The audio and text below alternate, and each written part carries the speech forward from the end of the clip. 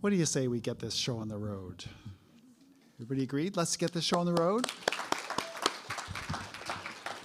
I love when people agree with me. Welcome to our third and final faculty event of the 5th week of summer workshops. We're so glad you're here. We have a great lineup for you tonight, featuring writer Cleyvis Natera, which I'm very excited about, poet Mark Wunderlich, and printmaker James Stroud. So let's give our preemptively a hand.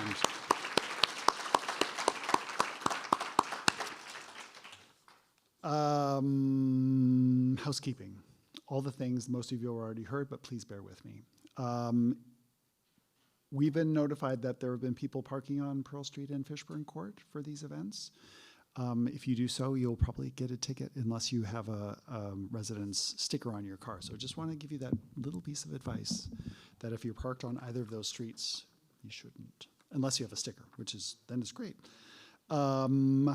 Tonight we will have Cleyvis and Mark's books for sale at the back of the room, and they will be signing their books after the event, so be sure to check out the book selection of their books as well as books by other faculty, this week's faculty.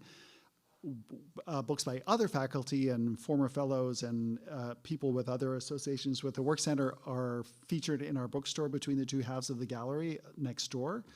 And in the gallery, you'll find a fabulous summer exhibition called Edge Condition, curated by former fellow Matt Bollinger, featuring work by lots of former fellows. And I feel like I'm saying all this, almost everybody's been here for the previous 2 nights, and you've heard all of this like 3 times. And you guys have heard it like 6 times because you've been here for the last 2 weeks. It gets better and better. It's one of the many reasons I love you, Melissa. Okay, what's next? The shout out to East End Books for being our faithful book partners that keep all of our faculty's books in stock and ready for your perusal and purchase. Would also like to give a shout out to the Arts Foundation of Cape Cod and the Cape Cod 5 Foundation, who so generously support our summer public programming. Restrooms are down the hall, and we have print versions of what Mark and Cleyvis will read tonight. If that would make your experience better, please check with Hannah or Fatima at the back of the room. They'll give you copies of those. We just need to get them back at the end of the evening, so please don't forget to give them back. And then remember, cushions. And we also have assisted listening devices if that would also help your experience. Be sure to check with Hannah. Look, John's getting a cushion. And no, like if anybody else wants, I can wait. If anybody else wants a cushion, just chat amongst yourselves for a second. I could do this. Think of a future in Vegas. Okay, so let's get started. Oh, wait, I'll wait for a second because people are in fact getting cushions. We want you to be comfortable. Okay, all right, so we're gonna start with poet Mark Wunderlich. I'm very pleased to welcome Mark to the stage. He's a longtime teacher here, beloved member of the Fogg community, on our board of trustees, and also chair of our writers committee, someone with a deep and long historic commitment to the Work Center, and we love him very much. And to introduce, even that was kind of an intro right there. Sorry if I stepped on your toes. I'm gonna invite up one of his students, Christian Yosefowski, to introduce Mark. Please welcome to the stage.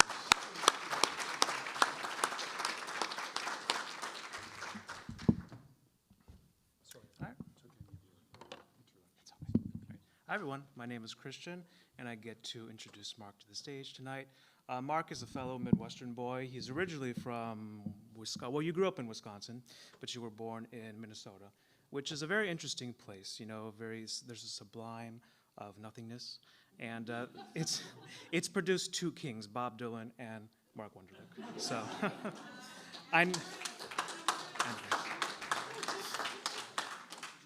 And of course, he lives in upstate New York now, but as anyone who has read The Earth of Veils knows, he is always a child of the corn. So, Mark Wunderlich's most recent book is God of Nothingness, published by Grey Wolf Press. His other books include The Earth of Veils, which won the Rilke Prize, Voluntary Servitude, and The Anchorage, which received the Lambda Literary Award. As J.D. McClatchy said of Wunderlich's debut, The Anchorage, bravely takes up the raw mess of desire and pain, the cold ache of longing and loss, and in sleek and searing poems exposes the way we live now to the larger powers of the racing heart and the radiant imagination. Wunderlich's poems engage themes of sexuality, spirituality, and power, balancing a Baroque attention to detail with driving movement. His accolades include fellowships from the Guggenheim Foundation, the National Endowment of the Arts, the Massachusetts Cultural Council, the Bread Loaf Writers Conference, the Civitel Ranieri Foundation, and the Fine Arts Work Center. He has also been awarded the Amy Lowell Poetry Traveling Scholarship and the Wallace Stegner Fellowship from Stanford University. His poetry has been featured in numerous anthologies, including the Young American Poets and Word of Mouth, an anthology of gay American poetry. Wunderlich has taught writing at Sarah Lawrence College, San Francisco State University, and Bennington College. He lives in New York, Hudson River Valley. And now, Mark Wunderlich.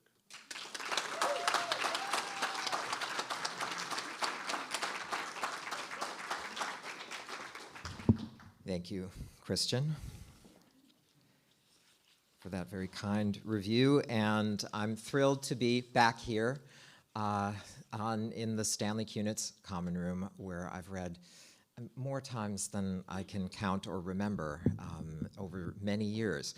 Provincetown, I first arrived here in 1996 as a fellow, and I've been returning ever since. It is really the place that I think of as the kind of genesis of my true creative self, and I love the Work Center, and I'm devoted to it, so it's always an honor to be back here. I'm also thrilled to be sharing a podium today with James and with Cleyvis. I'm going to begin in the spirit of producing new work here in Provincetown. I'm going to begin with some new work, some which I haven't read yet, and one which truly is still damp, right?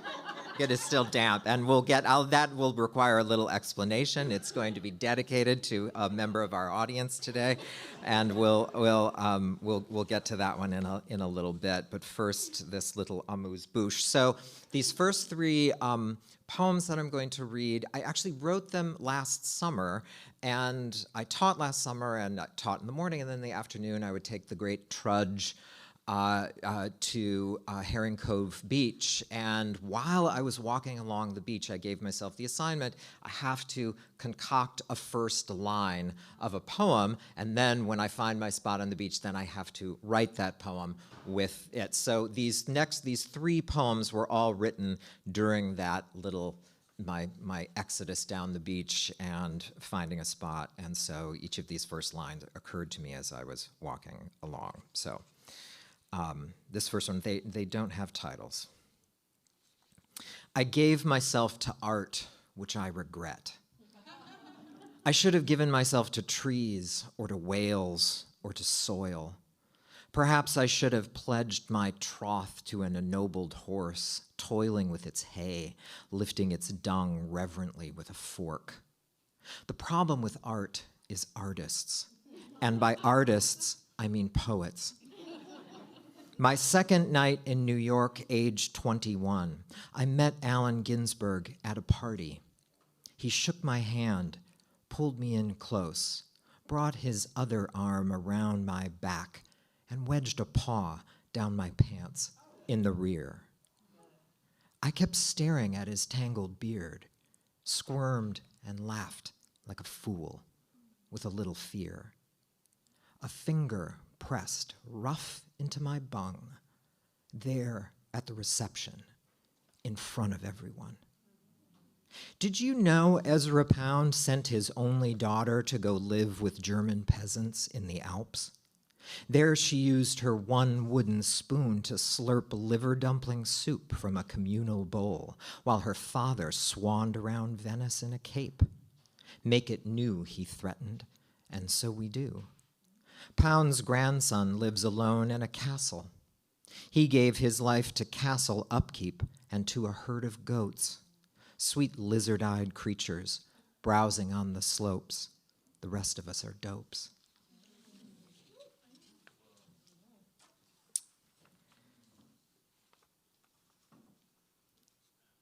The dead are so much easier to love. They don't appear uninvited in your yard, ask for favors, get mad. Instead, they are a bit like the seal I barely glimpsed at the beach. No one with me, so mine alone, black head cresting from a wave, and so big I thought it was a serpent or a small whale. But no, just a seal, just revealed emerging from its vast, unknowable realm of wet salt, tides, force. My first time in Venice, I hardly ever knew what I was looking at, except for lunch. Sometimes I had an eerie hunch I was being followed as I went up one wet little bridge, then down, taking my slick and clueless walk to some church. Later I would lie in a humid and narrow bed, my face melting like Visconti's Aschenbach, my mind sketching in the stranger waiting for me next to the green-fetid waterway downstairs. Who cares if ghosts exist? They're still dead. Only our attention keeps them fed. Just that there's a reference to Luchino Visconti's version of Death in Venice, where the character of Aschenbach has put on all of this makeup at the end, and it melts sort of at the end of the thing. So there you go. I have 6 gold teeth in my head. If things get bad, they come out. Keep me fed on sailor's biscuit and gin.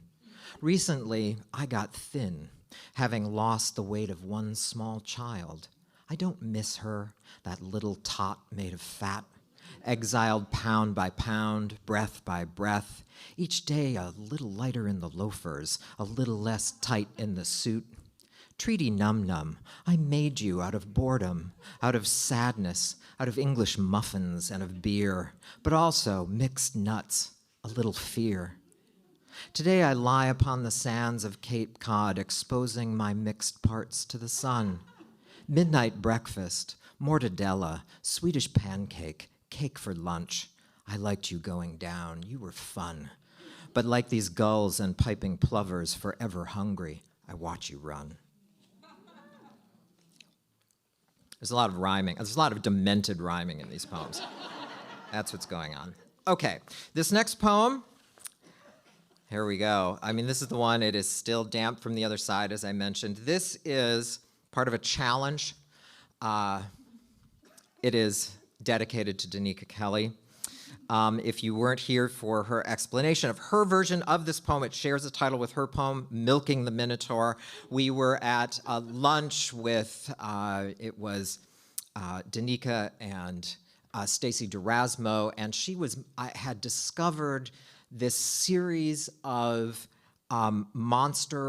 pornographic monster romance novels, and was kind of had come across the sales figures for these, and we were like sitting around just like slack-jawed, you know, seeing how millions of people have bought these, and the novel is actually called Morning Glory Farm, a sweet and steamy monster romance book. That's the title of it, and it's about a minotaur, right? So a young woman who falls in love, and you can guess what happens. So we just thought, and although Stacy thought the title was Milking the Minotaur, and I then said, we're writing poems called Milking the Minotaur, and we signed our name in a pledge. And here it is. So anyway, please forgive what I'm about to do here, but here you go. Oh, a couple glosses. Sniffies is an online hookup app, GPS, driven by GPS. What else do I have to tell you here? Yeah, I know. I don't think. Oh, Sycorax. Sycorax was the name of Caliban's mother in The Tempest. She doesn't actually appear, she is referred to, but Prospero imprisons her in a tree. Milking the Minotaur. Oh, we'll wait for that. That's it. I even get a sound fanfare. All right, Milking the Minotaur. Minotaurs aren't real, so they cannot feel it when you milk them, squeezing the hairy teat of myth. And wasn't the Minotaur male? even in an imaginary mammary fantasy. So maybe milking is extracting in the mode of man-on-man pornography, in which a veiny male member is milked by a hand. Do I embarrass you? But you're already here, and poetry is so embarrassing, sometimes in the extreme. Speaking of which, I'm writing this whilst naked on Herring Cove Beach, the story of this bovine erotic fantasy reaching all the way down this windy strand. The gods, or so we're told, are dead. They are also amoral, neither good nor bad, just moods, plots, urge. I watch the tide surge against this sandy shore and wonder if I am perhaps a bit of a milky minotaur myself, expressing my imaginary milk with the other monsters gazing on like at some 60-man Bear Week Sniffy's circle jerk. I've always known I was a kind of monster, one whose body is a little ugly and out of control, whose wants are camped well outside convention like some forgotten, moldy, blue tarp Adirondack tent. What are we meant to do with unauthorized desires if we are not, say, some rich, horse-crazy girl braiding and unbraiding her chestnut gelding's mane before straddling him and taking up the crop to whip him into a frothed-up gallop across Daddy's well-groomed terrain? I can't feign ignorance, affect indifference as I don my jockstrap, cockring, caftan, and pearls. Minotaurs, Medusa, old sycorax imprisoned in a tree. All the monsters end up pursued by some dumb hero, clubbed, beheaded, dead. The myth is there to warn us monsters of what can be done to us, or in us, or on us, to tell us we are obscene with our horns and hairy tails, our scalp of writhing snakes. We are all fakes, except us monsters who are real or just really bad at hiding from main characters as they blunder, confident, through their own lives and through ours. They shame themselves with power. Challenge accepted. Thank you. So those are some new poems. Here is another newish one written for an occasion last month called Father's Day. Happy Father's Day to the bums, to the ghosts, to the crooks. Happy Father's Day to the ragers, the drunks, the sops. To those who stopped sending the support checks, forgot Junior's big game, happy day. To the dad who shaved his weeping lad's head, leaving little nicks with the dull blade. To the one who paid a tart to get his minty boy laid, happy, happy day. To the angry cop stomping while his son hid in the dust underneath the porch, or threatened to shoot his girl from the tree she climbed, the one who, in the bath, put a rough-nailed finger up his boy's pretty pink behind. Today is your day. To the one who sat on the edge of the bed to tell the kids he wished their mother dead, we remember you, your moods and your smells, your love like a pale thing creeping at the bottom of the well. If there's a hell, it's full of dads, so sad. And we, their childless children, it all stops here. Kids, you're in the clear, the high, clear air that is nothingness, blameness, and brainless, because you are lifeless and ageless, coming into the world only on this page, your little undone life, no wife, no strife, not anything at all. Last call at the empty airport bar, we're all just a burnt-out star, and Dad is dust and sand in a sack, a black spot in the road, a toad I rode over with the Jeep. I didn't mean to. I didn't mean to at all.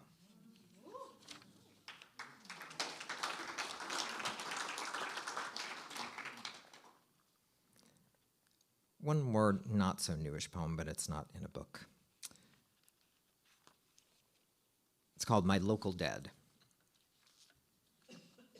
This was the time of year we would go into the frozen forest, leaves stripped, only a few birds ticking in the bare trees, fields shorn, corn trash a dull gold. Sometimes snow would fall, and I can recall the exact sound of its muffling, quieting whiteness crackling down. Of our hunting party, only 2 of us are alive. Grandparents long dead, father and nephew dead, their bones all on the ridgetop with the others. The town is shabbier now. Middle classes disappeared, leaving the ancient, the angry, and the slow. My brother is returning home to a place he reviled, having run out his luck in the West. His plan is to move into the garage on the old homestead, which of course is no plan at all. I sometimes hear the call to return, come back to the shady valley with its reliable breeze, the crumbling brindle bluffs, a brandy old-fashioned made with 7-Up waiting for me on the sticky bar of the Golden Frog, recognition registering with those I meet when they see my father staring back from inside my aging face. That place don't fade, the one that made me. Bone isotopes belie the soil's iron and chalk. My talk inflected. Sorry sounds like sore. What's more is that I want to go but won't. I'll stay here, 1,000 miles away, amidst an older eastern decay. It turns out I have some local dead here as well. 5th great-grandfather Christian Serfoss, colonial kraut from the Palatine, who died in some wintertime foolishness crossing the frozen Mohawk. His 2 boys watched him and his horses drown in that not very impressive watercourse. One of the boys made it to Iowa and disappeared, but not before he reproduced, becoming 4th great-grandfather to yours truly, and so on. My remaining colonial dead lie in the dirt near Palatine Bridge, their names effaced from marble by acid rain. I wish I didn't care about them, but I do.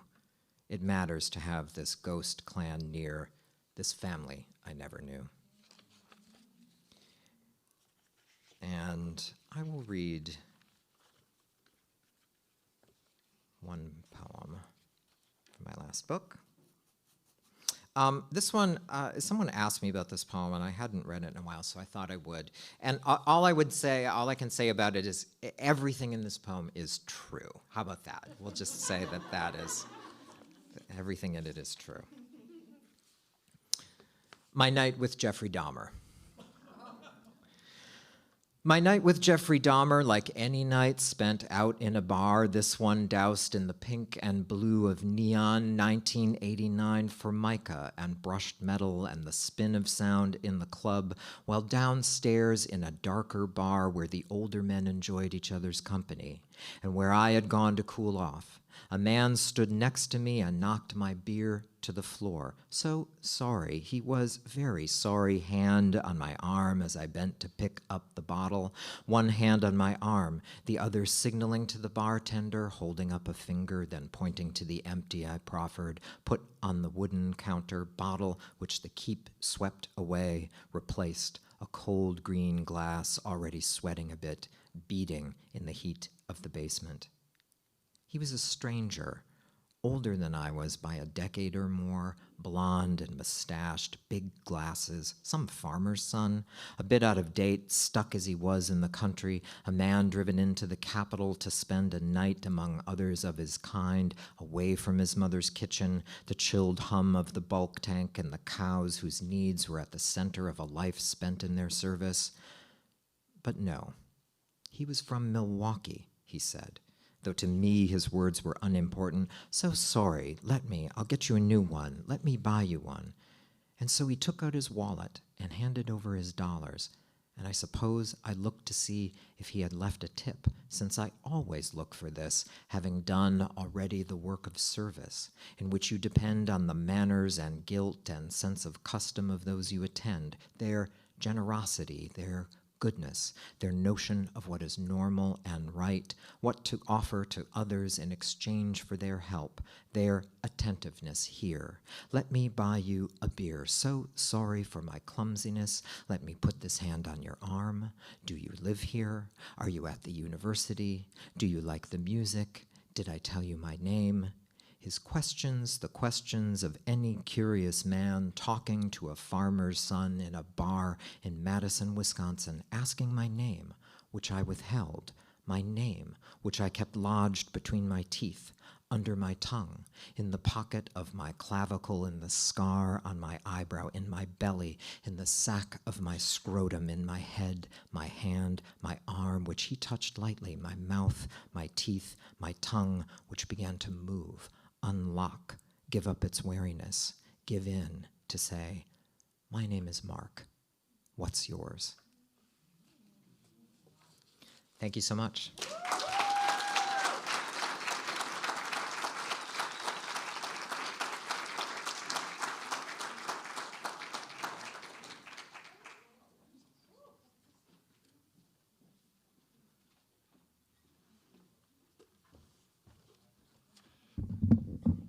Wow, Mark Wunderlich. Let's have some more applause for Mark.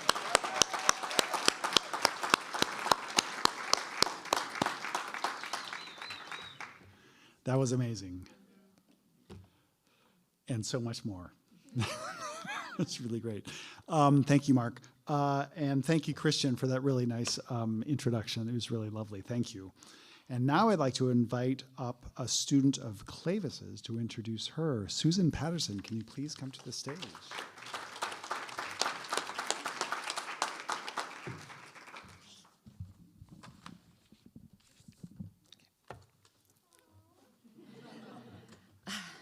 Cleyvis Natera is the award-winning author of the critically acclaimed debut novel, Neruda on the Park, which was awarded a silver medal by the International Latino Book Awards for Best First Book of Fiction in 2023.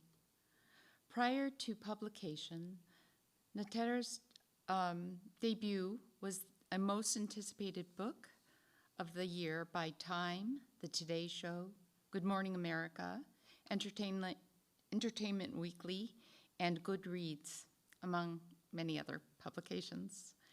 Neruda on the Park was a May 2022 New York Times Editor's Choice.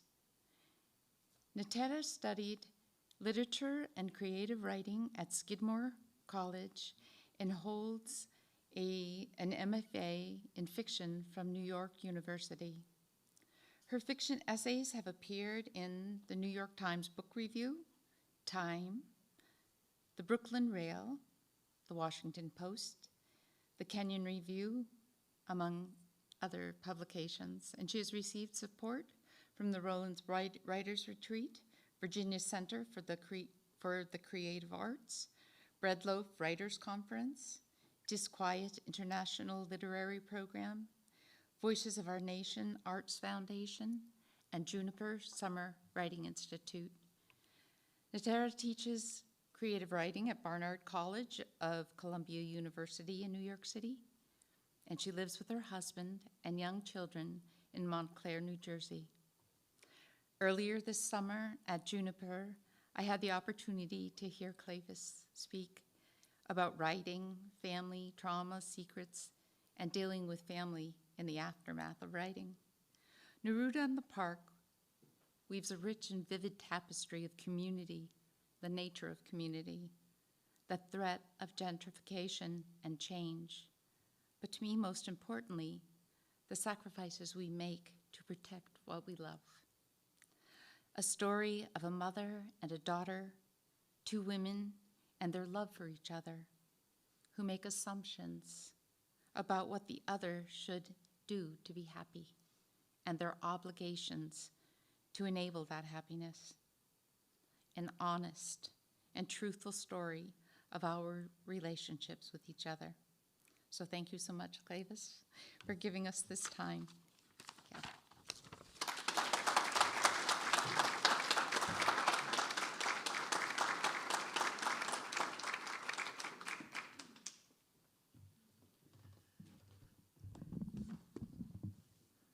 you. Buenas tardes. It's good to be here. Thank you, Susan, for that beautiful introduction. It's so good to be here. You know, my connection to the Fine Arts Work Center is that I met Jennifer Jean, who runs the 24th Pearl Street online virtual class program at Kenyon when we were both fellows. And she invited me to teach. And I just had such a wonderful time teaching online. The students were really special. And then I saw David at a party, and I hounded him, and I was like, will you hire me?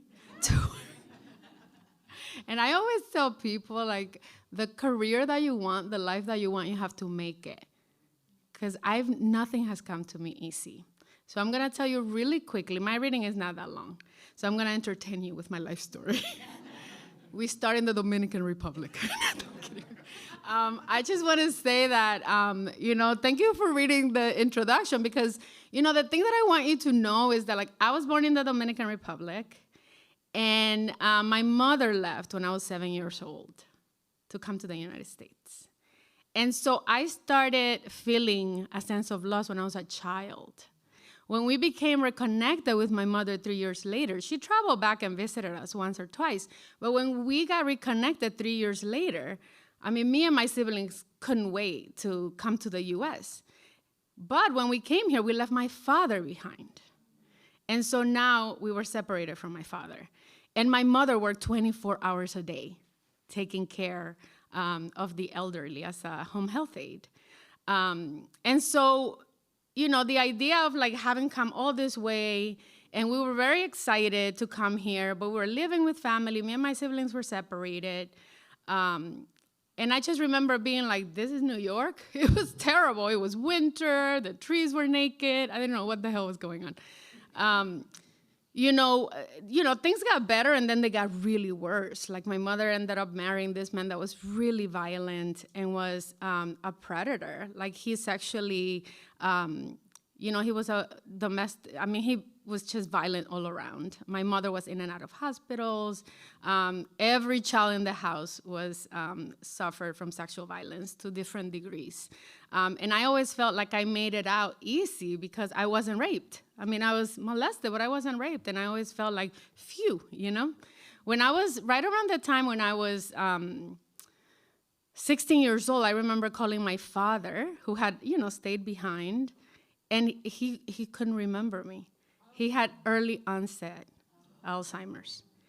And, you know, and then he died 2 years later in the fall semester when I went to Skidmore. And part of the reason that I want to say this is because, you know, I was taking my first creative writing class that semester with Steven Milhauser, and I remember not telling anyone that my father had died because I felt so much shame. We couldn't go back. My mom couldn't afford to send us back. And I just was like, don't tell anybody, you know, like, be strong. So when I think about loss as, like, my obsession as an artist, I think about a word that means so many different things, you know? It means, like, being separated from someone physically. It means being separated from someone even though they're nearby. It means someone forgets you even though you don't forget them. And then it means that, like, a person can die. So with my father, for example, I remember thinking, like, oh, separation from my father was a loss. And then him forgetting me was a different loss. And then him dying was a different loss. And so when I started writing, you know, I was at Skidmore, started writing, and I never thought I would make it as a writer, that I would have a life as a writer. But I really wanted to write because I loved reading and I loved books. So I went and I got an MFA. And during my MFA, my professors were all like, you're a genius. You're brilliant. I mean, maybe they didn't say it that way, but that's what I heard. They were like, why are you working this full-time job? You should quit and be a writer full-time. And I was like, listen, I grew up poor. I'm not going to go be a writer and be poor. So, you know, I just kept writing. And I was told that it would happen for me, you know, that I would write my book that I was working on, and it would and every door would open and every red carpet would roll. And that's not what happened to me. Like, I had 2 agents, my book never sold. I started working on another book, and it was a 15-year journey for this book. From the, I left my thesis aside, I started working on this one, and between the first sentence I wrote to the publication, it was 15 years. So part of the reason why I'm saying this is because this is a room that I think has a lot of artists on it, and it's so easy to, give up. And it's so easy to think that it's not in the cards for us. And so I just want to tell you that there is a way and there is a path, and don't give up. The second thing I want to say is that my own obsession with loss created for me a book that I wasn't willing to give up on, even when I probably should have. I was kind of an insane person with this book. And I was like, this book or bust. And so, the story I wanted to tell is about what was happening in my neighborhood, which was a different kind of loss.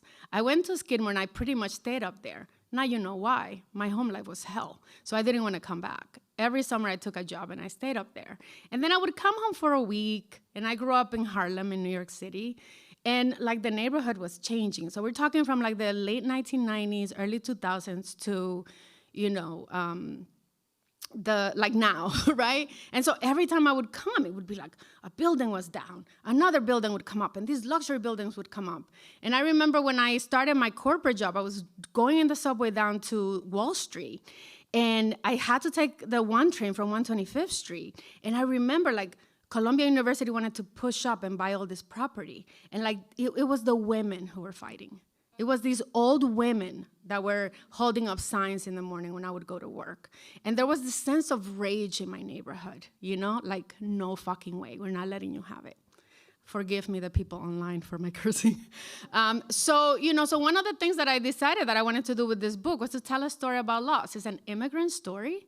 It's about what happens when people are displaced. And for the 2 women, there's a mother, Eusebia, who felt really torn. She didn't want to come to the United States. But then when she gets here, she makes a home.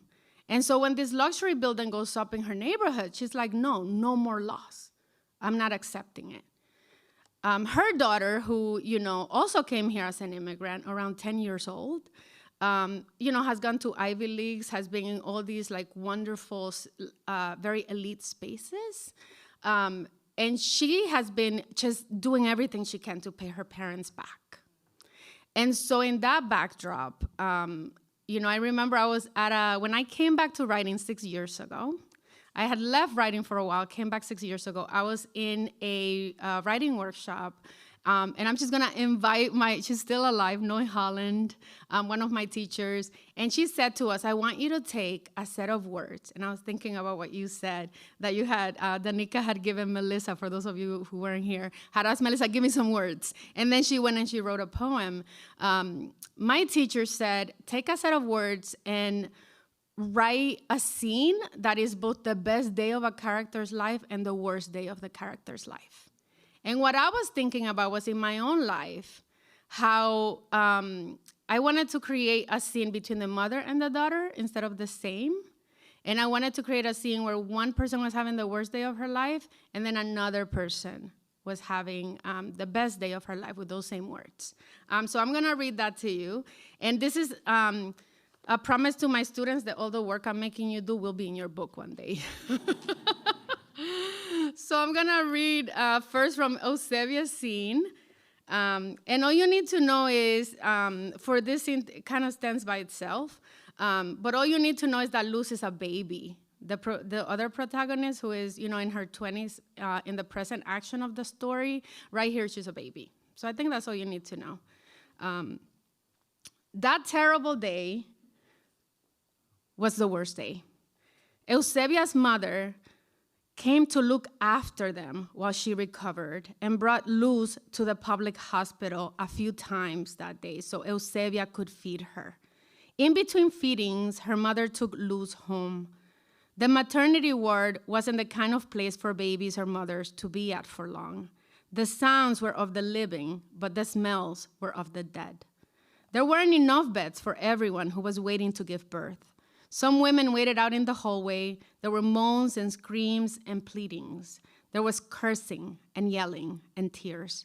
In the ward, 10 single beds on either side of the wall faced each other without sheets. Patients were expected to bring their own.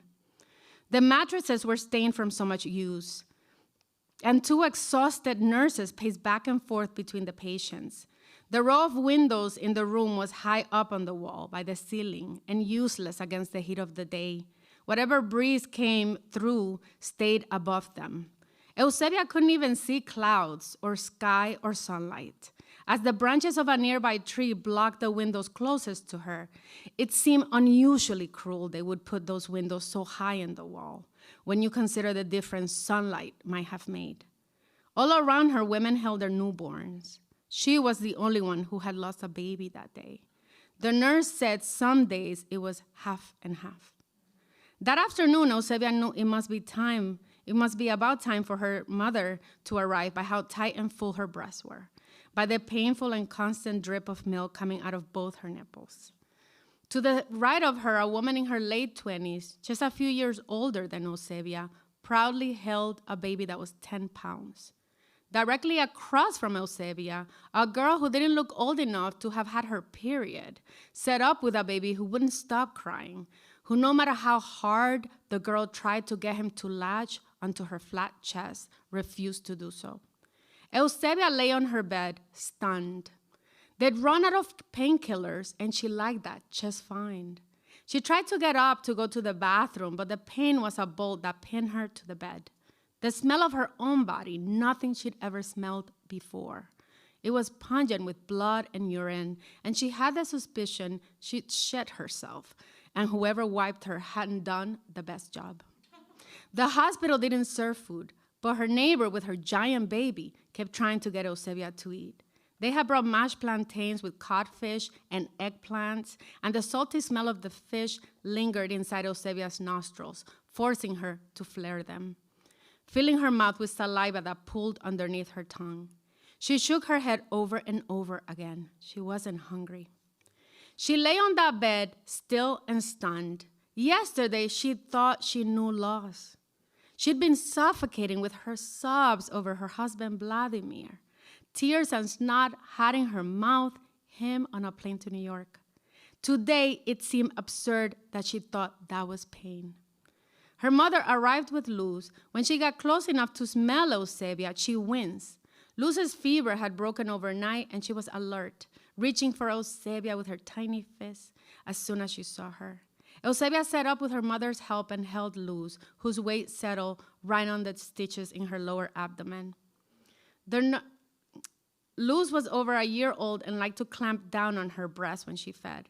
Her mother showed her how to squeeze Luz's nostrils shut to force her to unclamp. Luz's eyes widened with surprise, and she unclamped immediately, struggling to breathe. The next time, Eusebia let her clamp on her chest until she was done. Eventually, the clamp turned into greedy swallowing. Eventually, Luz would let go. The nurse spoke to her mother in a whisper and left. To this day, the only thing Eusebia remembered about the nurse was that she was there every moment of every day and that she was missing part of her index finger on both hands. The line so perfect, it looked like someone had set up her hands side by side and cut. Her mother told Eusebia they had the option to take the baby with them the next day when she got released. A dead baby, Eusebia thought. No, Eusebia said. We'll bury him in our backyard, her mother said. Maybe we find a spot down by the beach. Bury him for what? Eusebia said out loud to her mother. Silently, to herself, she said, this boy is already buried inside my body.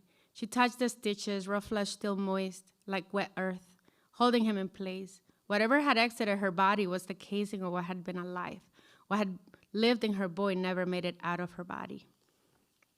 A third of the way through that night, with Eusebia's breast full and aching, the girl across the way started sobbing, almost as loudly as Eusebia had been crying over Vladimir's leaving a day ago. Her baby was crying, still refusing to eat, and the women around the girl kept yelling at her to shut the fucking baby up. Eusebia got out of the bed, grinding her teeth through the bolt of pain, and leaned over the girl. How old are you? She asked the girl. 12, the girl said. Where is your mother? Eusebia asked. I don't have a mother, the girl said. I don't have anyone. Give him here, Eusebia said. Eusebia reached for the boy, and the girl gave him right up. She fell asleep even before Eusebia waddled back to her own bed. She felt his cold, wet nose against her cheek, how his head swung back and forth toward her, lips puckered to suck. These were the kisses of a newborn child. She put this other boy, who was also small and light and perfectly made, on her breast and let him take that milk. He slurped and choked on it so that Eusebia had to take her nipple out of his mouth, a spray of milk arcing to the floor. Shh, she said. There's more. It's okay. Her body was making enough milk for 2 babies. She fell asleep with him at her chest, no memory of him ever taking away. You were screaming, the nurse said halfway through the night. What happened to your fingers? Eusebia asked. I was bad when I was little, the nurse said. Eusebia could tell she'd used that line many times. It came out so automatically, as if it were normal to mutilate a girl who ran too fast inside the house. Or was it for saying no? I have to ask you some questions about the pain, the nurse said. Then I'll see if anyone can spare some medicine for you. Eusebia nodded. Across from her, there was complete stillness. The young girl and the boy were gone. It was silent, too. Not one baby cried. The nurse dragged a chair and sat next to Eusebia. She pressed on her belly around the incision area. This pain, does it ache? Does it throb? Does it pulse?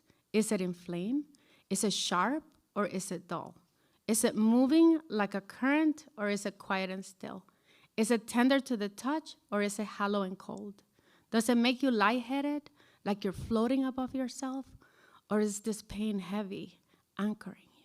Is it locking you in? Are you under it? Can you see it? Is it blinding you? Is it lingering or does it come in short bursts? Can you think past your pain? Can you get beyond it? Does it make you feel desperate or feral or crazed? Okay. The next part.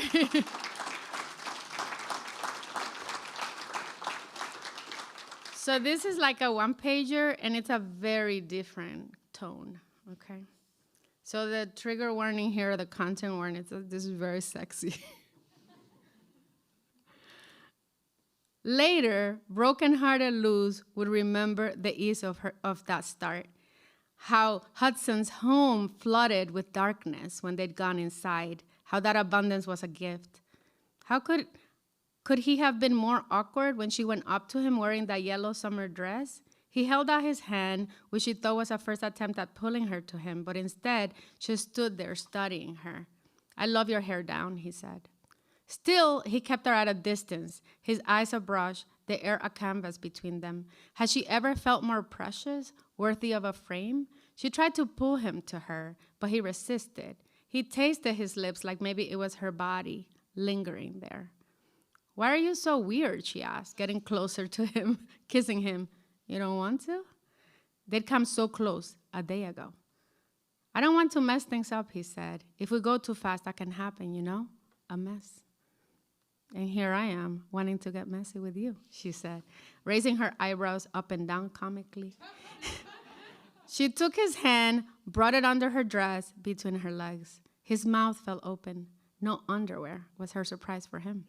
You're crazy, he said, laughing.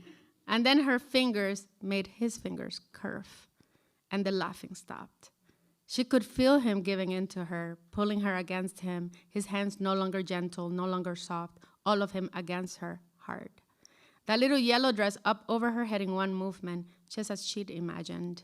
And there she was, naked. His house sensed the heat, and a current of cold blew from a vent above them, sharp.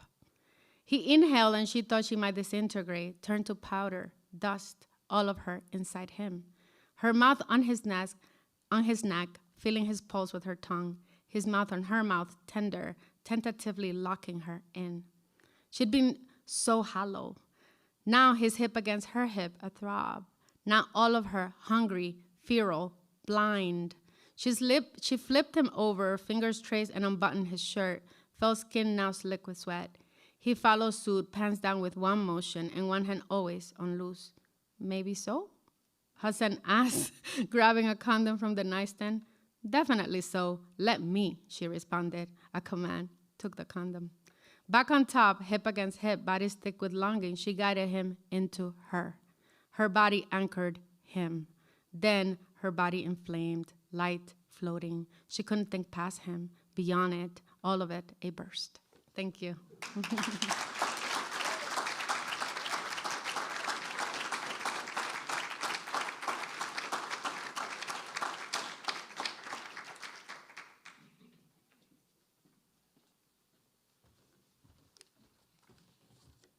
I think we need to give Cleyvis one more big round of applause. Thank you, Cleyvis Natera. It's a beautiful reading. We're going to finish up tonight with printmaker James Stroud, and to introduce Jim before he comes to the stage is our very own Naya Bricker. Come on up.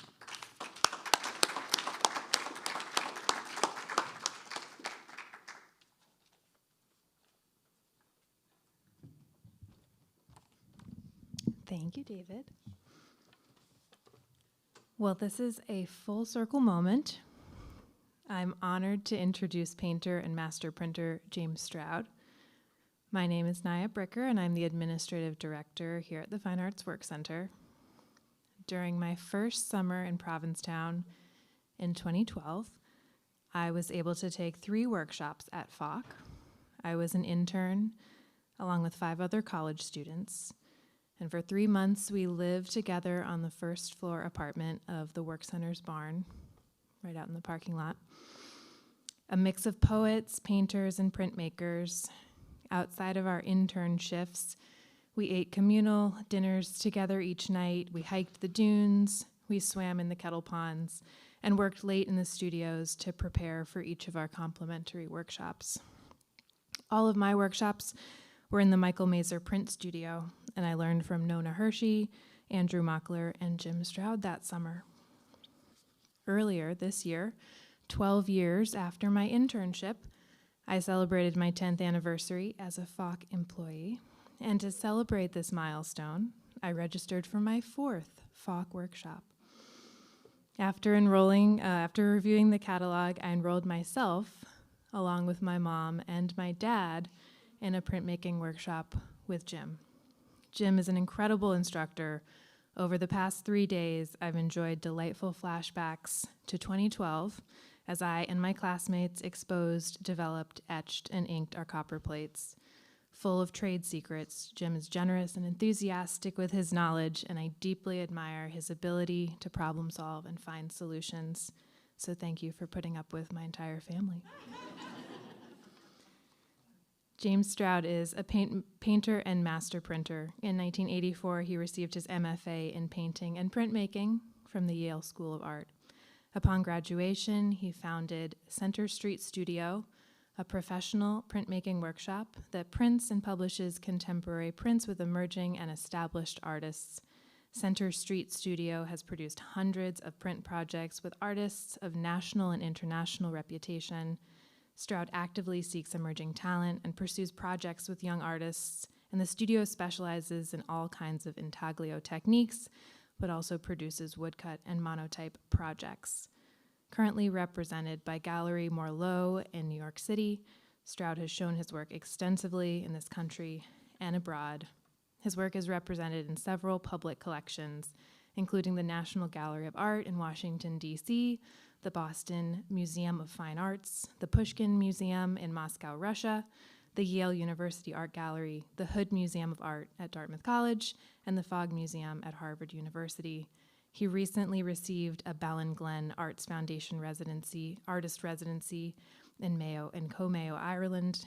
So please join me in welcoming Jim Stroud.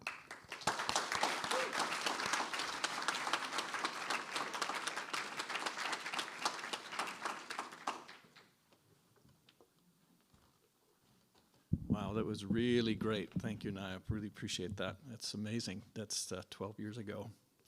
It's just insane.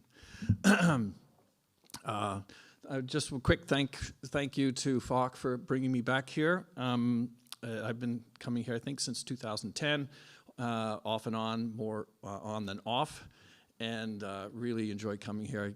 I consider it a paid vacation, to be quite honest with you. So if they call me, I come. So keep calling. I'm not going to talk about my own work. I'm going to talk about projects, some projects that I've done over the years with artists, ones that I have a contribution to. I guess I have contribution to all of them, but some more than others. But some ones that sort of illustrate what my relationship is with artists when they come to work with me in residency. That is actually true. 40 years of print publishing. I'm not that old. Am I that old? I mean, I can't believe it. But anyway, quickly, an origin story, real quick origin story. So in 1984, I was applying for teaching jobs at the end of my 2 years at Yale. And my girlfriend at the time, now my wife of 37 years, Janine Wong, and the mother of our 2 fine sons, she was attending a series of lectures up at Harvard at the Carpenter Center, right? And after the lecture, she comes out, and on a bulletin board was a sign with a picture of a American French tool press, slightly smaller than one that's in the other room. And it says, "For sale, printmaking workshop, for details, call." And it had all the little tear-off numbers, right? None of the numbers were torn off. And so she tears it off, the entire thing off, the bulletin board, and she brings it back to New Haven, and I was shortlisted for a full-time tenure track teaching job at a small college in Massachusetts that I did not expect to get, since I was, of the 3 candidates, I was the least qualified, or no experience.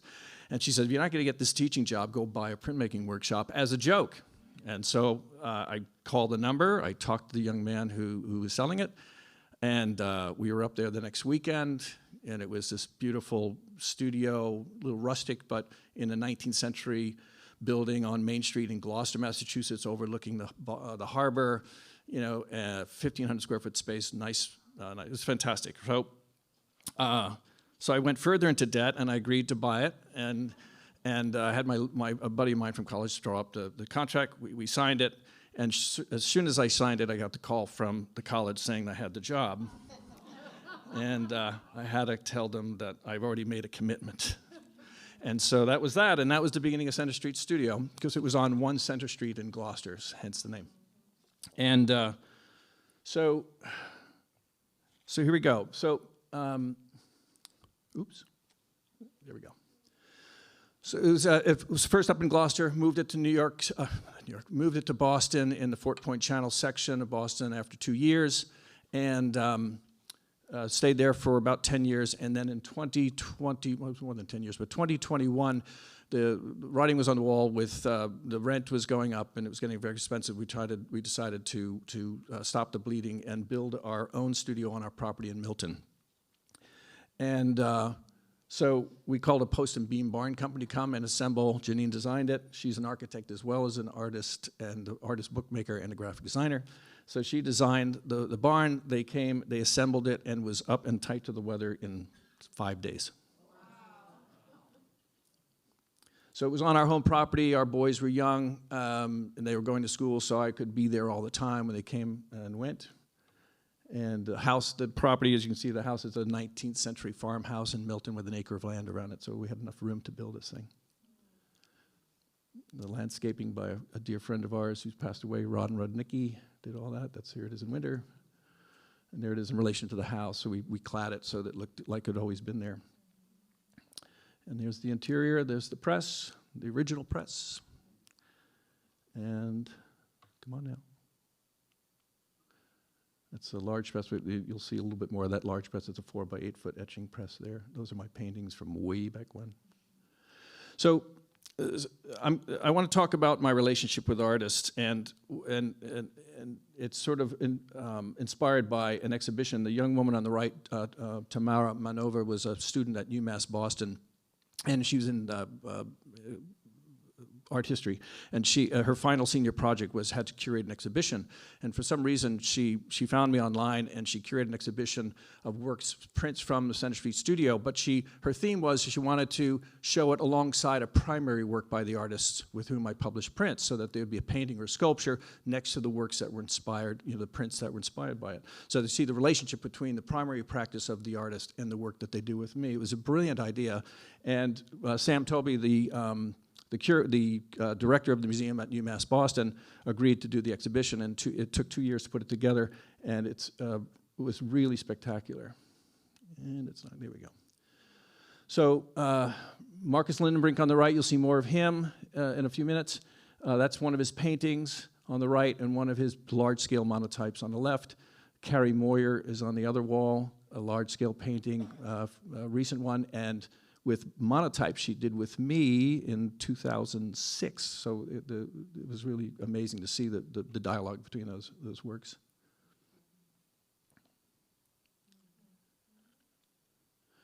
There's another wall. This is a large-scale painting by Richard Ryan. You'll see more of that print coming up, and sculptures by Bill Thompson and prints he's done with me over the years. That's Charles Ritchie, who I've been working with since 1994. And he had the vitrine that had the didactic part to it, did all the tools and explanations of processes and stuff. You'll see more of that Trump Tombstone project. I'll explain that. And she also edited an incredible video of me. She did some interviews and edited an amazing video as well. So it was a fantastic exhibition. I kind of stole the idea for some art fairs that I've done. I've actually done the same thing, and I borrowed works to show next to the prints, and to great success. Marcus Lindenbrink is a German artist who came to me via Bill Thompson, another artist. He dropped him off. He was visiting a long time ago and said, you know, I've got this artist visiting from New York. He's a friend of mine. Would you mind babysitting for a day? Because I've got a lot of work to do. So I looked up his work and invited, and he's a painter, a sculptor, but also is invited to do large-scale museum installation paintings like this one at the Hammer Museum in LA, where he painted the entire lobby. And that just blew me away. So when I had him for the day, I pulled out 4 copper plates, and I had him do sort of drip paintings on with what's something called sugar lift, and made a 4-plate color aquatint in, I think it was 10 hours. We got that whole thing done. So it's like a little fragment of one of those big installations, right? And the people who take that away.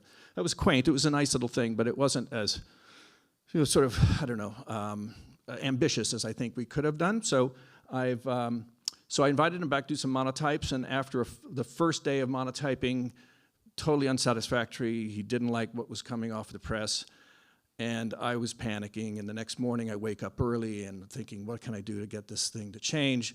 And this is what happens to me. And then gears start turning in my head, and I start thinking of technical strategies that I can use to stir things up. And so I got up early that morning.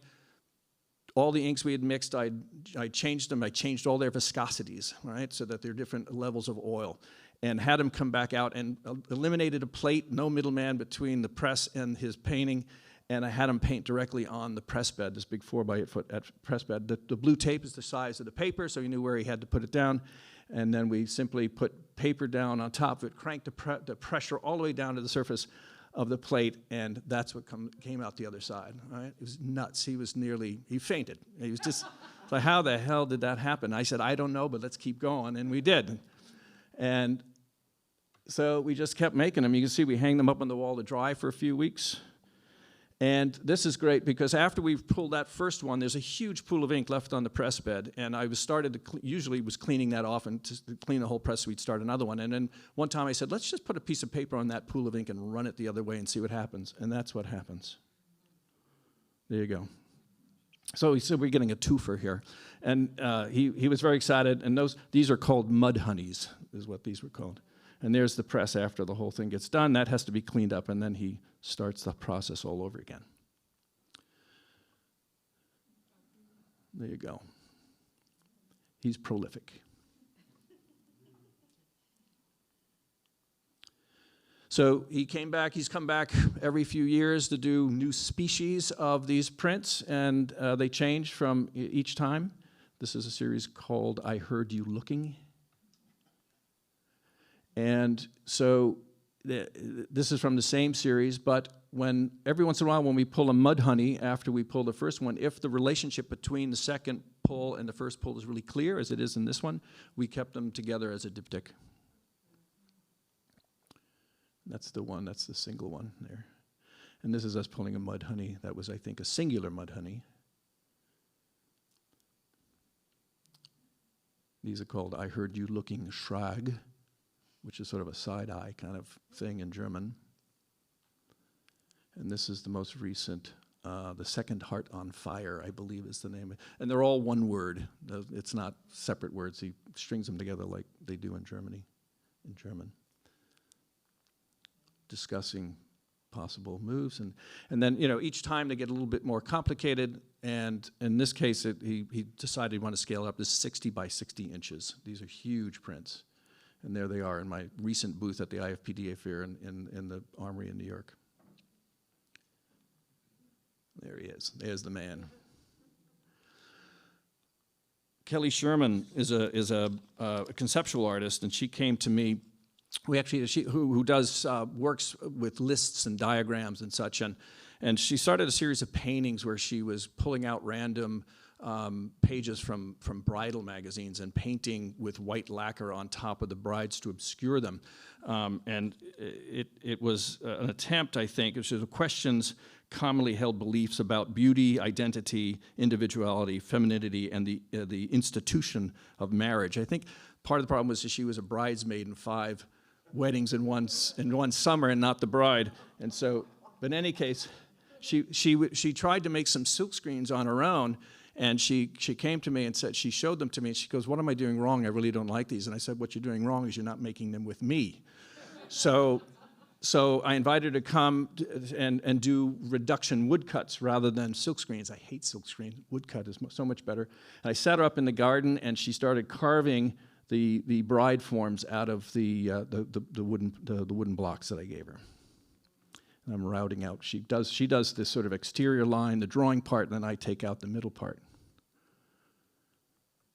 And then we print them in 2 colors. A reduction, long story, but we print one color, the silver first, and then the white is the white of the paper, and then we printed with that sort of velvety black on top of it. So and it comes off semi-embossed. It's like a wedding invitation with white, silver, and black, like a wedding invitation. And here they all are drawing on this is the sophisticated drawing system at Center Street Studio. Just pin them up to the rafters and let them. And this is the individual prints. And so you can see they obscure, they become looking like something else. Ghosts and nuns and such. In my spare time, I like to move presses. People call me all the time to move their presses. They've sold their house and it has to be out tomorrow because they have a walkthrough. And so I have to run around and move these things. These things weigh over 2,000 pounds. Each part, like that part there, weighs about 500 pounds. So I actually own that engine hoist. So I bought it to move my own presses, but now I'm moving everybody else's. I've moved probably about 40 presses in my day. And the people think that I do this for a living. Like, no, I don't do this for a living.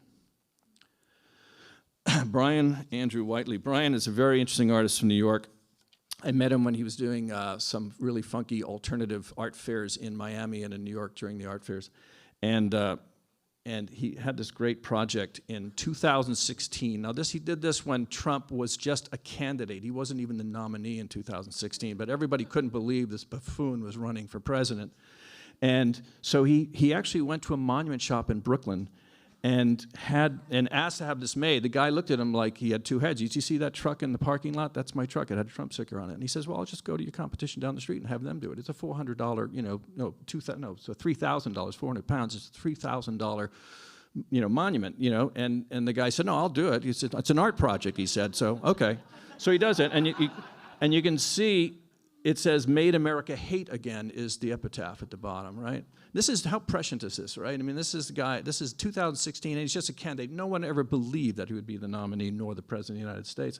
So he had it, then he hauled it on Easter Sunday morning in March of 2016 into Central Park and put it in the middle of Sheep's Meadow section of Central Park.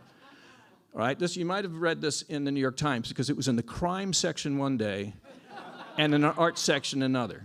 I have the, right? And so, of course, every walker, every runner was going past it. It goes viral. And the Park Service comes, the police come, they cover it up, they haul it away, and they have to find out who the perp is. So the FBI goes around, and because they considered a potential death threat against the candidate. This is amazing coming after last Saturday, right? So they canvass every monument shop in Brooklyn and Queens. They find the guy. He gave up Brian in a second. Secret Service goes and it comes to the house, knocks on his door. His in-laws from Madrid were visiting and didn't speak any English and wondering what the feds were doing, questioning their new son-in-law. And he convinced them that it was a political protest artwork and not a death threat to the candidate, but they put him on a watch list anyway. So it was confiscated, and I was following this whole thing on Instagram. He was posting it all along the way, and here he is, very hip Brooklyn hipster. And he fought to get the stone back through freebie lawyers in the arts, and it took 4 months. And he posted a picture on Instagram of him signing for it at the Evidence Center in Queens. And so I called him up right away. Said, "Where is this going to be tomorrow?" This is again, my gears are turning in my head. What am I going to do to fix this, or to do something with this? And he says, "I'm going to be in a storage facility in Brooklyn tomorrow with it." He gave me the address, and I showed up, and I brought some paper and some monument rubbing pucks, the things you can make tombstone rubbings. And I made an edition of prints of rubbings from this stone, and they came out like that. How fantastic is that, right? Now, he's not in jail because, do you see the death date was left open? And had he put a death date, he probably would be in jail. But he could, and it's a memento mori, right? He's trying to tell Trump that you still have time to create your legacy or correct your legacy, but that ain't going to happen, as we all know. Do you understand my politics by now? I think there you go. All right. So, John Wilson. John Wilson is an artist. He passed away in 2015 at the tender age of 92. He's somebody I always wanted to work with, and miraculously, he came to me in a contract job. Now, John was the artist that won the competition to do the bronze portrait of Martin Luther King that stands in the Capitol Rotunda in Washington. All right, that was 1984, I believe. And he was in the Boston area, and I've always wanted to work with him. He's from this Boston school that they all graduated in 1940s, late 40s, and from the museum school, the Boston Museum School. And I think he was one of the first black black artists to actually graduate from the museum school. And so he comes to me via another publisher, a third-party publisher. So it was a contract job, and I generally don't do contract jobs. I work directly with artists. I fund the projects, and we become partners in the projects. But a contract job is when you have a third-party publisher. They pay me to work with them, collaborate with the artists, produce them, and then they have their own business arrangement. So I decided to take on this job, a rather large one, which was a book illustrating a short story by Richard Wright called Down by the Riverside. And John produced 6 really powerful etchings illustrating that really tragic story. And it was 6 months of my life. And towards the end of it, John was lamenting that he had a drawing in an exhibition called In the Spirit of Martin that was sponsored by the Smithsonian. It was a traveling exhibition, and the drawing was loaned by the MFA in Boston. They owned it. And it was used for the catalog cover, used for all the advertising. It was a beautiful drawing, portrait drawing that was a study for the bronze sculpture of King that John did earlier. And so the MFA, because of conservation reasons, said you can only have it for the first 3 months, which means that I think something like 7 of the 9 venues wasn't going to have the drawing that is on the cover of the catalog. And so I suggested to John that when we're done with this project, the Richard Wright project, why don't you come back and we'll make a drawing an etching based on the drawing.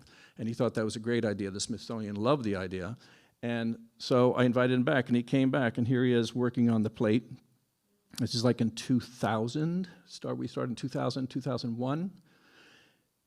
And here he is, complaining that the plate was too large. We struggled on this thing, and you're going to see, and you're fortunate enough, you're going to get to see every single state that it took for John to actually work that plate to get it to where both the drawing and the likeness came together. But he's like, this damn thing is so big. And I'm like, John, the drawing, the sculpture's huge, the drawing's life size. He goes, no, the drawing's like this.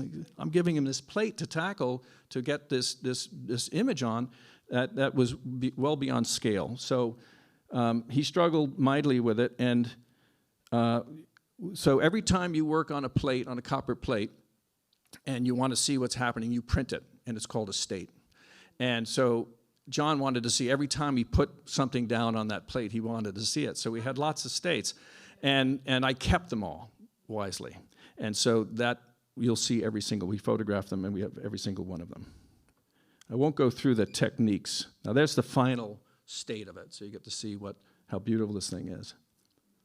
Now his use of printmaking in the past was really a way to reproduce drawings, like literally reproduce them so that he can print a bunch of them and sell them. And rarely did he really allow the process to really show through. And that is sort of antithetical to the way I see printmaking as a primary medium. So I want to see process. I want to see all that sort of stuff, the marks to happen. And so a lot of all that chatter you see in the background is all foul biting that John at first was a little concerned about, and I told him, don't worry about it, we can take it out later at the end. And I had no intention of taking it out, but I at least got him to allow it all to accumulate, and it did, and that's what gives this print its power, I think. So here's the very first state, which is the very beginnings, the sort of armature that you lay down to sort of start the whole process. And then we added lines. It's through what's called through hard ground.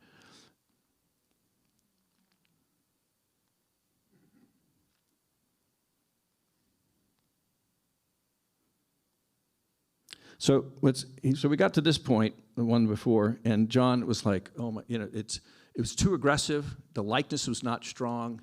It was a really solid etching, but the likeness just isn't there, right? And it's just it didn't have. I know it just seemed too aggressive to him.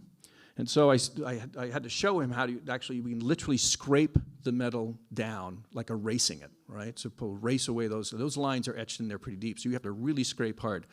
And that was something John had never, ever done in his career in printmaking. And so I had to show him how to do it, and he wanted us every time he put a scrape mark down, he wanted to see it, and so I had to print it. And there were more states than this, but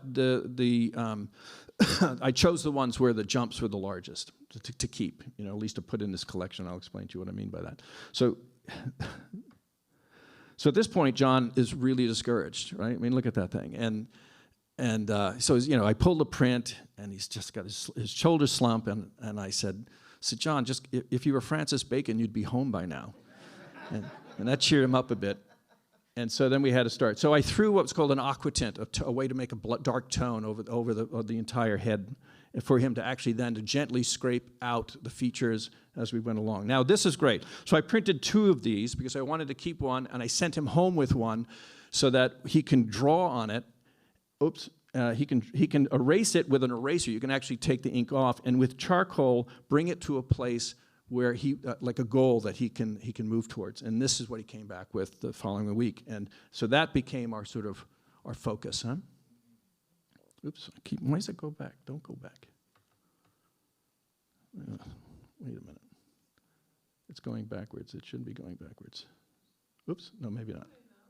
Okay, it's going forward now? Okay, all right. There we go. We're getting closer. So at this point, he felt that he needed to get the tones a little darker again, and so I then etched it again with an aquatint just in the center of the face. And now this is he's taking baby steps now, which was really good.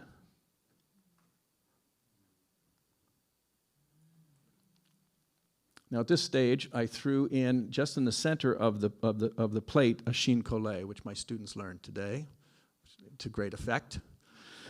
And to get that beautiful tone in the center, it's another sheet of paper, a thin sheet of Japanese paper. And that's the final state again. And here's a real treat. That's the copper plate with a steel facing applied to it to keep it to harden it, to keep it from wearing out. The edition was 50 plus artist proofs. And I'm proud to say that the MFA that owns the drawing purchased all 18 states, the final state, and the copper plate from me. And it's in the collection. And John, it will be the focus of a retrospective co-curated by both the MFA in Boston and the Metropolitan Museum of Art. It starts in February 25. And they were very gracious and asked me to write an essay for the catalog, which I've done, talking about working with John in the process of making the MLK print. And 6 of those states, plus the final state, will be in the exhibition. This was the warm-up print. John came the first week he came before we tackled the king portrait. He had to get his feet wet again in etching, and that was it. We knocked this out in a week. He wasn't concerned about the likeness, so whatever happened, and it's really pretty powerful etching in its own right. It's small. It's 16. I think it's 20 by 16. And then this is a really large etching. It's 40 by 30. Based on a drawing that was a charcoal drawing that was a study for an enormous bronze head, an 8-foot tall bronze head that sits in the landscape in Boston. Richard Ryan is a painter, a very dear friend, taught at Yale for many years, not when I was there. And again, this is one of those situations where, what am I doing wrong, right? And I get a call, Jim, I've got some, I did my first woodcut and I can't seem to get a good print off of it. Can I show you to you and tell me what you're doing wrong? He brings the thing. It's an enormous woodcut. I mean, it was 54 by 40. Who makes their first woodcut at 54 by 40? And I look at it, and he tried to print it with the back of a wooden spoon, like you would do. I mean, who the hell does that? The thing is huge. I say, he goes, what am I doing wrong? He said, you're not bringing it to me to put on my big ass press so we can print this thing. And so he brought, that's the block. And that's my son, Ryder, my oldest son, Ryder, helped me. He came back to help me print the edition because that block weighs quite a bit. And so we have to rig up the press. We have to rig up guides and jigs in order to get the press, the roller to be high enough. And we ink up the block, and we put the Japanese paper down on it. We run it through the press with a ton of pressure, and that's what comes off the other side. It's like I'm the fixer. Come on now. There we go. That's the edition drawing on the wall of my son. And then there's Richard signing the edition. And there's my son. This is what he does for a living. He's a professional rock climbing guy. This is what he does when he's not printing with me. That's El Capitan, I believe. So, so Richard came back a couple of years later with this block, Great Blue Heron. Again, the same size, enormous. We were printed on that big press. Then, after I finished the edition of the Heron, all the black ink was out and everything was set up. So I decided to see what the Poppy's plate would look like in black, and it looked like that. And we decided to do that edition as well. And then that's the most recent one, Bird in Tree, which the MFA in Boston recently purchased. They're exquisite. They're real tour de force for woodcuts. They're really great. So I began with Janine Wong. I'm going to end with Janine Wong. And so, like Naya said, I won an artist residency at the Ballinglen Foundation in County Mayo in Ballycastle in County Mayo, Ireland. I was very generous and brought my wife along with me. And we had a whole month of December. And so I decided I wasn't going to do prints. I was going to paint, and I painted. I'm not going to show you those because they're not very good. There's the landscape in any case. That's the view outside. So I get an artist residency. I do bad work. My wife comes along for the ride, and she makes a breakthrough. I'm like, what is up with that, right? And so she's downstairs working quietly by herself in the print shop. I'm upstairs making bad paintings. And she's coating it. This is a technique believe she invented. I've never seen it. She is coating these thin sheets of Japanese paper with soy-based inks, with little hand brayers, color on both sides. When they dry, she cuts them into strips. Now, imagine every day she's making watercolor studies of the landscape, of the color of the day, of the weather, right? So she's got every day, there's a diary of this sort of color swatches of the weather. She then takes these colors, these strips of paper, weaves them into plates, into these grids, right? So they're woven in and out. She designs one side. One side is the side that she's composing. The other side is completely accidental. She then ran it through a press with two damp sheets of paper, one on the press bed, the plate, and then the other damp sheet on top of that, runs it through the great deal of pressure and gets 2 prints at once. One, the recto verso. One is designed and considered, the other is completely accidental, and you can't tell which one is which. And so it was such a great idea that I decided to publish her when we got home. But anyway, here's a close-up of one of those prints. They're beautiful. I mean, they just have these it's this gridded work, but it's so soft and it has so much breadth and so much texture. And so she didn't have to hand roll all the colors. We decided to use our Van de Cook letterpress and ink it up and make our what we call now the plate papers in advance. And we coat them on both sides. And here they're all laying out to dry on the big press. And then she goes upstairs. We cleared out the storage above, and that's where she designs and composes the plates. And then I tear them down to the size that she wants. We tear off the little end tabs.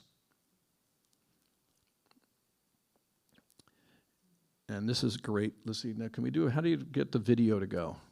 What do you hit? Is there something here? Oh, there it goes. There you go.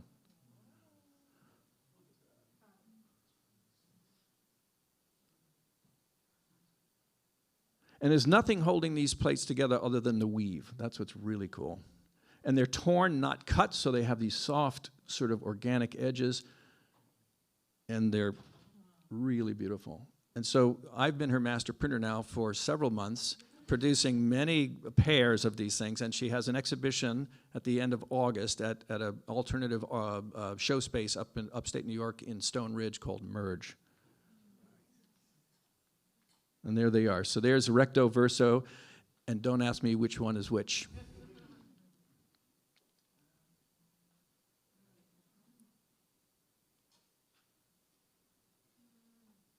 The color's amazing, right? She's also written a book on color, the history of color theory in practice. Come on now. So these are hung in separate frames, but side by side, and they're shown and sold as a pair. And there you go. And my son, for my 65th birthday, took me up Mount Hood for my birthday. What a gift! What a gift! He nearly killed me, but it was thrilling. And there you go. Thanks so much, folks.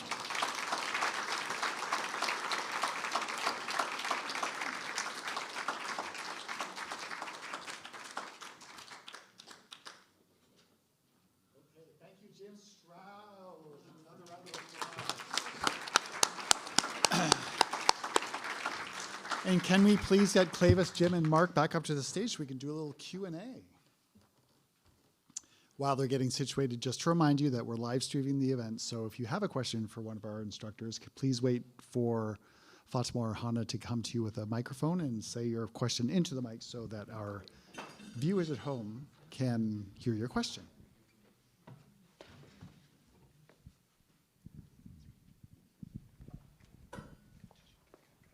Does anybody have a question?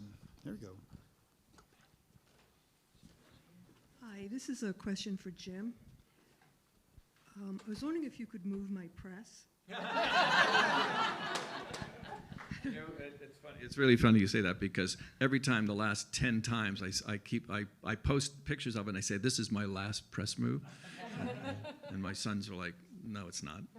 But as I get older, they're getting heavier, and gravity is taking its toll. I'm on the. I know you're kidding, but that engine hoist is going to find another home because if I don't have that, I can't do it. So I have to get rid of it. Otherwise, my serious question is: could you just quickly review the process that your wife used in terms of the layering, where the plate and the papers and all that? Thank you. If I told you, I'd have to kill you. No, it's the process. Well, it's really just coating the sheets. These it's masa is the paper masa, right? It's a Japanese paper, and we're using those the soy-based inks. Thank you. Yeah, and just running them through. Like I think each of the sheets, each side gets run through that letterpress 3 times to coat it and really densely, and just from pressure and the moisture, it transfers the color beautifully, as you can see. And we got it to be much more rich, much more dense at home, using our methods in the studio there. But she figured this out just by hand rolling it in Ireland. I mean, just doing it on her own. So she didn't need me. At least then she didn't, anyway.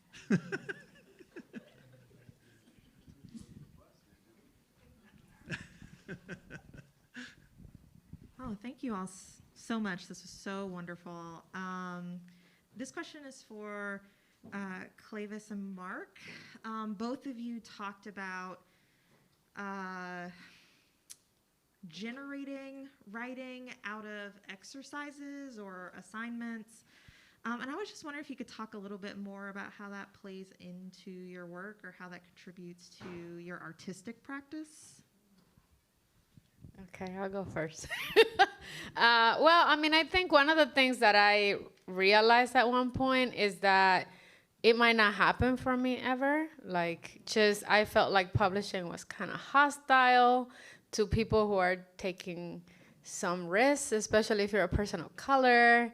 And I just remember, you know, I was at Bread Loaf in 2018 just as a participant. And I remember like having a conversation with the person who later became my agent. And he was saying to me, like, it feels like he had just passed on my manuscript, you should know. And he was saying like, he felt like I was being really safe.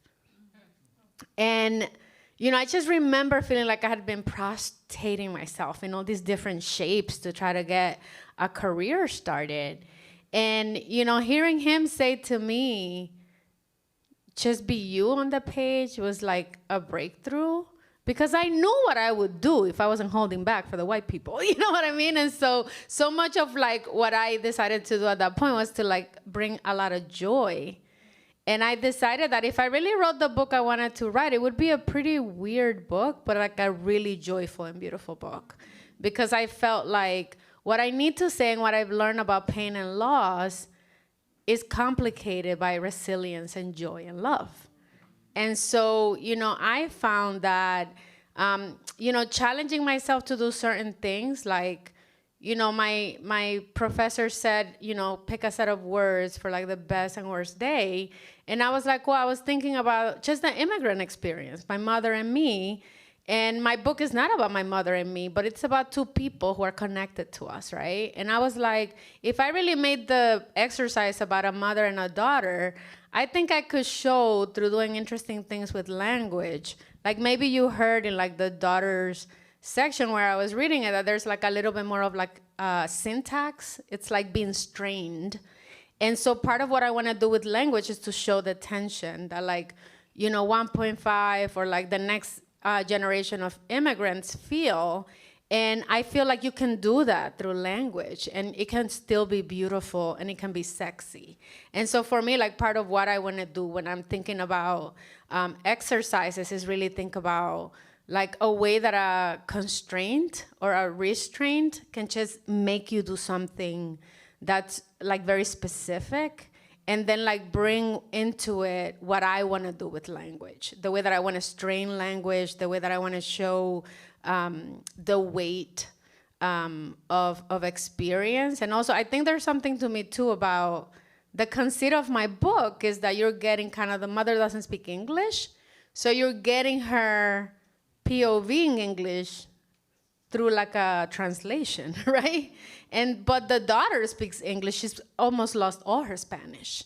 And so I also think there's something really like interesting about how the words that like our mothers suffered are then born again through our experience as joy and love.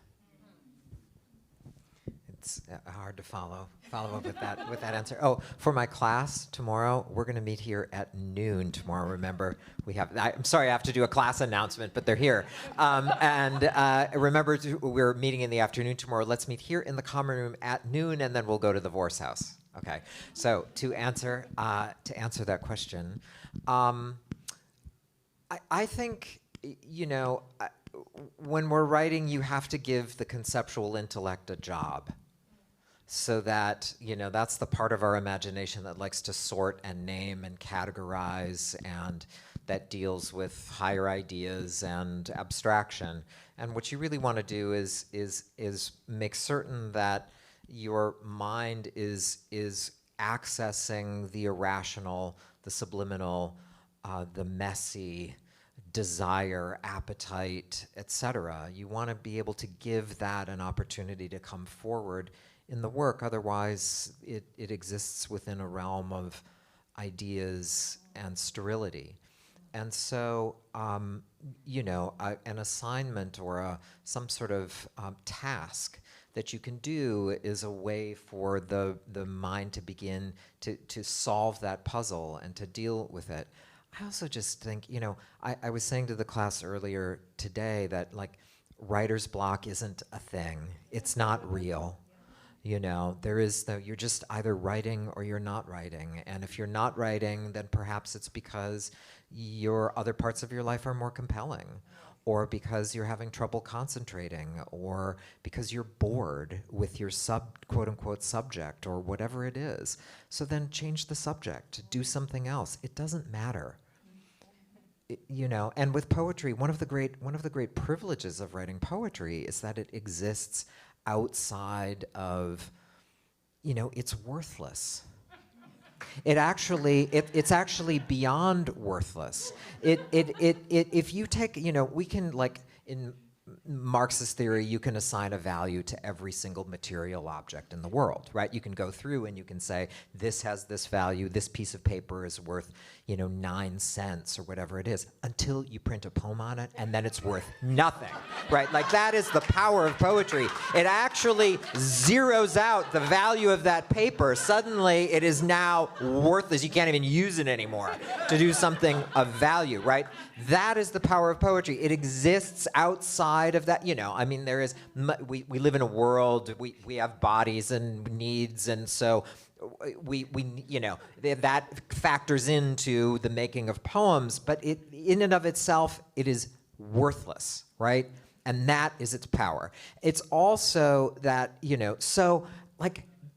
an assignment, have some fun. It does not matter. If you cannot be free in your life, be free in your poems, right? Use that as an opportunity to do something unusual. So yeah, do the assignment, have fun, do the experiment. You may as well, and because that's its value, is that it actually, you might feel more alive when you're in the process of composition.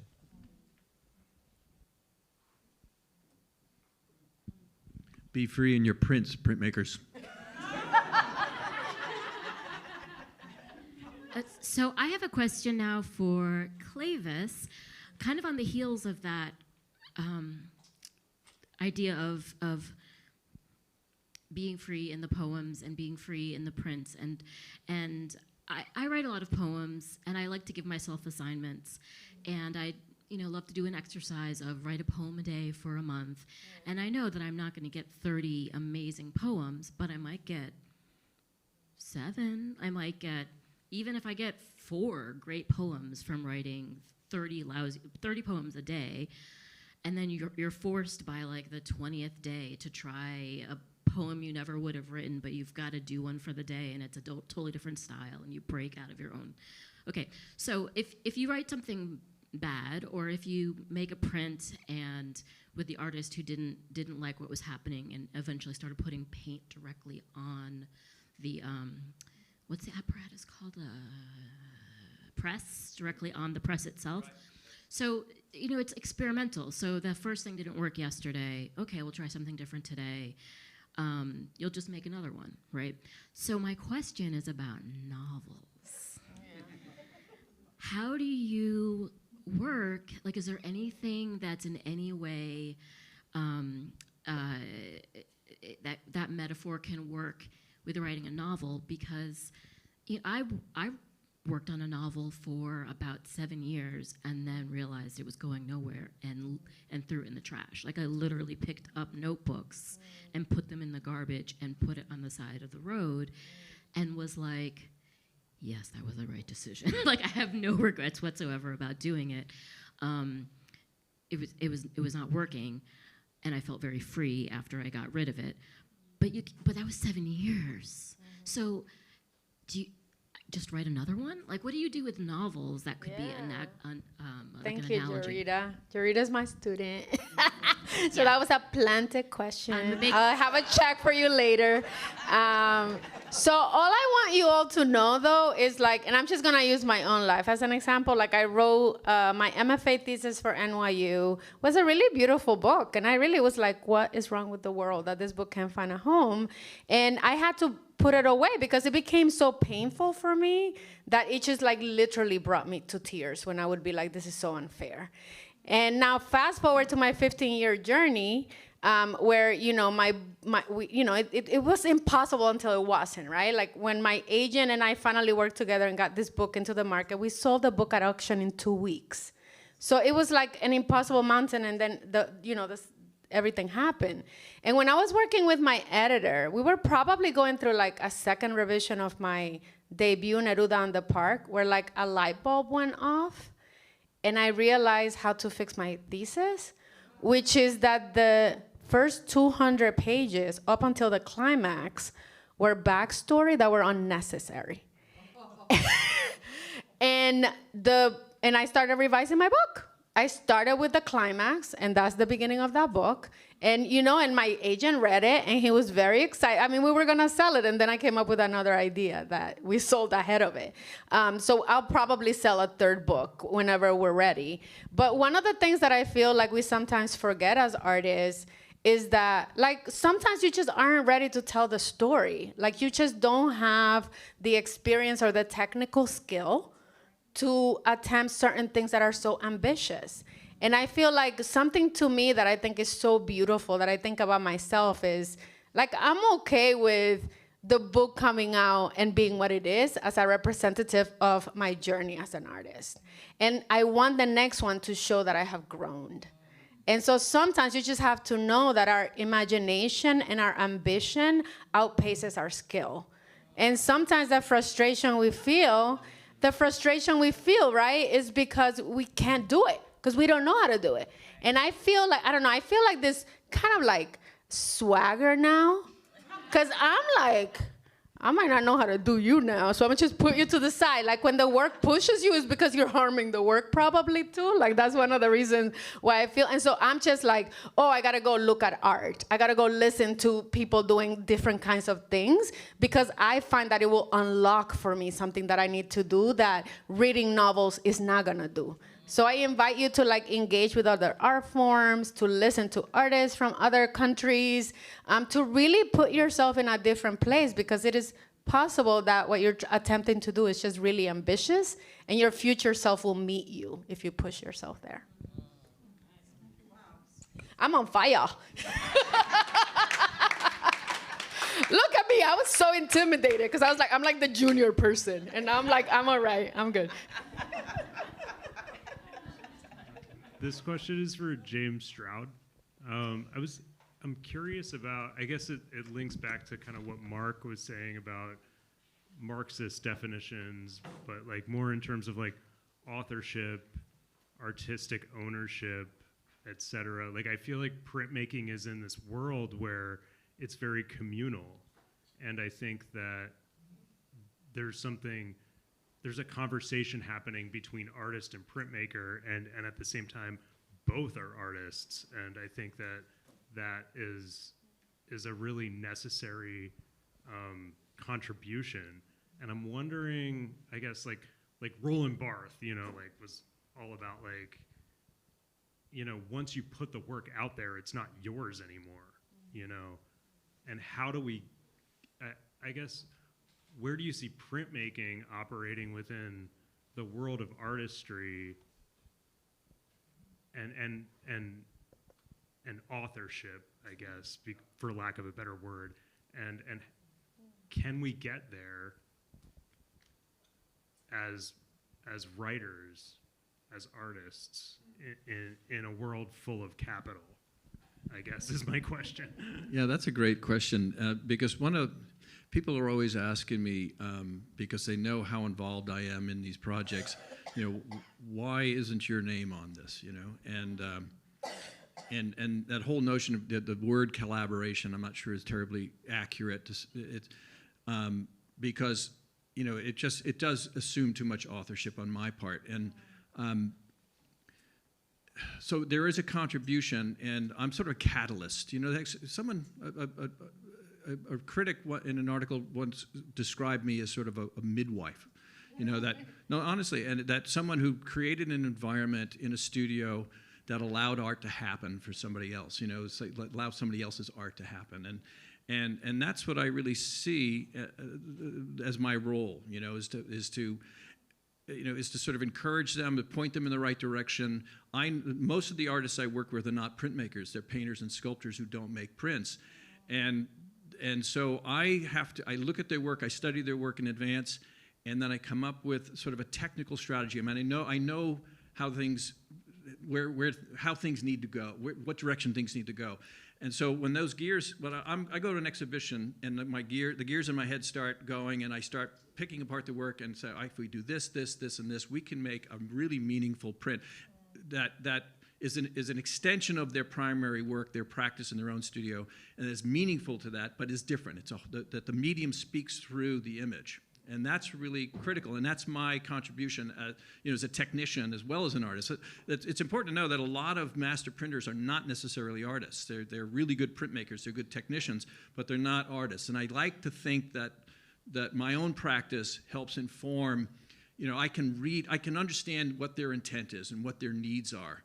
And I try to anticipate that as best I can in advance, and then set up a technical strategy, because there's a real practical element to it, that they have to come in and we have to go through certain stages in order to get things to happen that they can respond to. And then we can change things around and rework things, as you saw with John Wilson. And also with Marcus Lindenbrink. I mean, we went forward and backwards. And so it's like a dance, it's like it's this thing. They do things, certain results happen, and I then have to sort of address them technically so that we get to some sort of result that's meaningful for them. And if I really thought about it too much, I'd probably be scared to death. No, honestly, it's more intuitive than anything else. And that I just respond as I would as my own art, as I do for my own art, and just try to make it happen. And here's the good part, is that I'm funding these projects. So if I screw up, it's on me.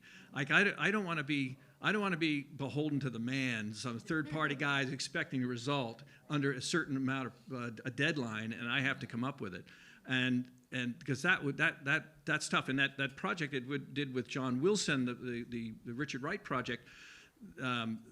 That was a stressful project, and I was under the thumb of this publisher in New York, and fortunately I got the thing done on time and on budget, and which really surprised the hell out of me, because I don't think that happens too often in his business. It was called the Limited Editions Club, by the way, and it was a really cool company that brought artists in. They chose a piece of literature that was in the public domain, so the guy didn't have to pay any fees, and then matched them with a master printer. And fortunately, John did not want to go to New York and work with the master printers that this guy had under his thumb. John wanted to work with me because I was local, and his friends had worked with me. So that was such a gift, I can't tell you. That Martin Luther King portrait is probably the greatest print to come out of my studio in the history of Center Street Studio. It is a tour de force, and it's so important. It's such an important print, historically. And you'll get to see it at this exhibition at the Met and at the MFA in Boston is going to be pretty spectacular. So if you all get a chance to see it, you see it. But anyway, I hope I answered your question. It's a complicated thing, but I wouldn't have it any other way. I really love doing what I do, even with all the complexities and pressures that it entails. Huh?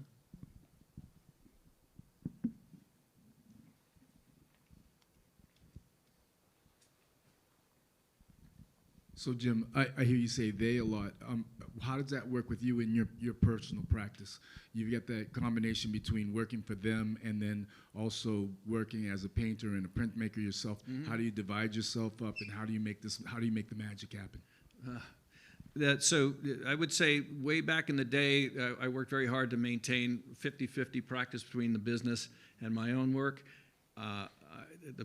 Somehow the business just kept growing and becoming more and more successful. So I do my own work on a project basis. So when I have a show and I'm offered a show, I focus on a body of work and I do it. And but I have to say that the Ballinglen thing was great, and I did make some. I was back in it full time, a full month, didn't have to think about anything else.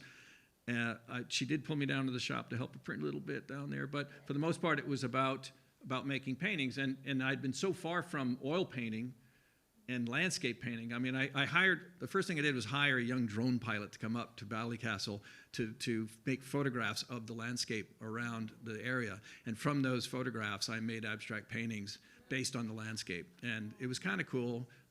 I brought them with me here so I can sand them all down and start reworking them. But because, in any case, but I'm struggling here because I haven't really been fully at it for a while, you know. So I'm it really did take you away to from yourself the for a project. little while. Pardon? So it did take you kind of away from yourself for a little while, Yeah. but now you're getting a chance to come back to Yeah, I yourself think and as so. a Yeah, I different think person. so. And I am scaling things back. I'm doing fewer and fewer projects in the shop. I would generally do between 12 and 15 projects a year. And then now we're down to probably around 4 to 6. But they're big projects, you know. Thank you so much. Yeah, Appreciate sure. it.